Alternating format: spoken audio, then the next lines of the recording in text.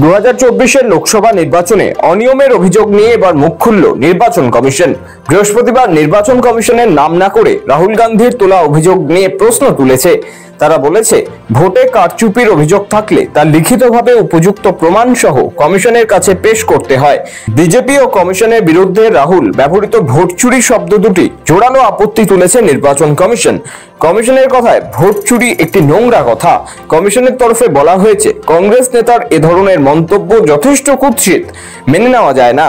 এই কথা বলে শুধু দেশের নির্বাচন ব্যবস্থাকে অশ্রদ্ধা করা হয়েছে তাই নয়, দেশের কোটি কোটি ভোটার, কয়েক লাখ নির্বাচন কর্মীকেও অসম্মান করা হয়েছে। কমিশন বলছে, 1952 সালের প্রথম সাধারণ নির্বাচনের সময় থেকে এক ভোটার এক ভোট ব্যবস্থা অনুসরণ করে আসছে নির্বাচন কমিশন। গত 7ই আগস্ট রাহুল গান্ধী কর্ণাটকের মহাদেবপুরম বিধানসভা আসনে 1 লাখ ভুয়ো ভোটারের অস্তিত্ব রয়েছে দাবি করে অভিযোগ করেন। নরেন্দ্র মোদী ভোট চুরি করে জিতে প্রধানমন্ত্রী হয়েছেন।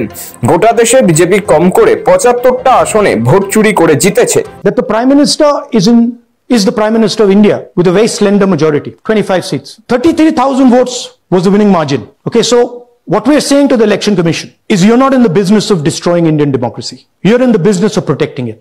সেই সাংবাদিক সম্মেলনে রাহুল দাবি করেন, 6 পদ্ধতিতে ভোটার তালিকায় কারচুপি করা হয়েছে।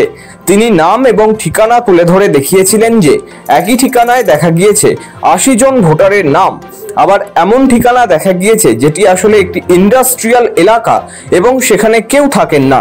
পাশাপাশি ছবি ভুল এবং একই ভোটারের একাধিক জায়গায় ভোটার তালিকায় নাম থাকার প্রমাণও তুলে ধরেছেন তিনি। Here is duplicate voter. There are 11,965 voters of this type. Gurkirat Singh Dang appears once,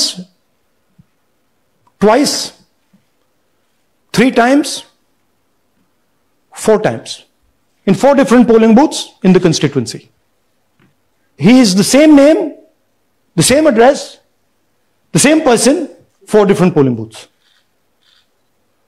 Same voter voting in multiple polling booths in Karnataka in the assembly, and also voting in Uttar Pradesh, voting in Lucknow, voting in Varanasi. All the people who have voted multiple times in Karnataka. House number 0. No, you're laughing. There are thousands and thousands of these people. No address, house number 0. এখানেই থামেননি রাহুল। এরপর গোটা India জোটকে একত্রিত করে গত 11ই August নির্বাচন commission অভিযানও করেছেন তিনি। হুমকি দিয়ে রেখেছেন আগামী দিনে আরো তথ্যের বিস্ফোরণ ঘটাবেন। अभी थोड़े दिन और ठहरो, थोड़ी पेशेंस रखो। उसके बाद क्या होने वाला है सर? अभी बम फटेगा फिर से, डेटा बॉम्ब। सर आज भी सर केरल सर ये मिंत्री यादव त्रिशूल बहुत सारी सीट्स हैं, सिर्फ एक सीट नहीं है, बहुत सारी सीट्स। ये नेशनल लेवल पे किया जा रहा है, सिस्टमैटिकली किया जा रहा है। इलेक्शन कमीशन जानता है, हम जानते हैं, पहले सबूत नहीं था, क्लियरली सबूत। और हम कॉन्स्टिट्यूशन की रक्षा करते हैं।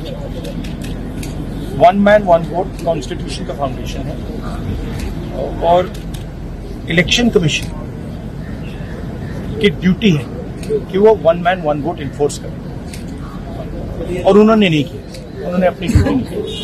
तो हम सिर्फ कॉन्स्टिट्यूशन को प्रोटेक्ट कर रहे हैं, उसकी रक्षा कर रहे हैं, संविधान की रक्षा कर रहे हैं, और हम करते रहेंगे। ऐसे तो बहुत अनलिमिटेड केसेस हैं, अभी पिक्चर बाकी है। এসবের মাঝেই বৃহস্পতিবার কমিশন প্রথম নাম না করে রাহুলের অভিযোগ নিয়ে প্রশ্ন তুলল।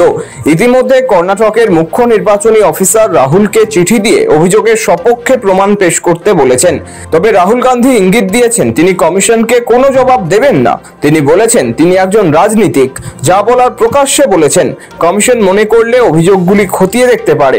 তিনি যা প্রমাণ করার জনসাধারণের সামনে করেছেন। ব্যুরো রিপোর্ট, সময়, কলকাতা।